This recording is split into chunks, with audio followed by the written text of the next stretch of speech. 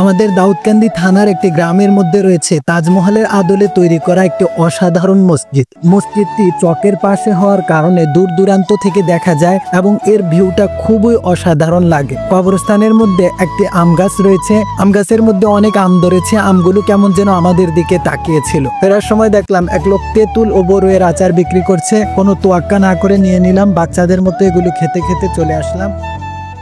আসসালামু আলাইকুম গাইস, আজকে আমরা চলে এসেছি জুরানপুরের পাশের গ্রাম হামিরদির সেই বিখ্যাত তাজমহল মসজিদের মধ্যে। আমাদের দাউদকান্দি থানা একেবারে অসাধারণ, এখানে অনেক কিছুই বিখ্যাত, প্রাকৃতিক সৌন্দর্য, ঐতিহাসিক স্থান আর মানুষের আতিথেয়তা। তবে এর মাঝে আরেকটি জিনিস আছে যা নিঃসন্দেহে সবার নজর কাড়ে, তা হলো তাজমহলের আদলে তৈরি করা একটা মসজিদ। এই মসজিদটি অবস্থিত হামিরদি এলাকায়, জুরানপুরের একেবারে পাশে। আমরা 3 বন্ধু মিলে একদিন ভাবলাম একটু ঘুরেই দেখা যাক সেই বিখ্যাত মসজিদটি।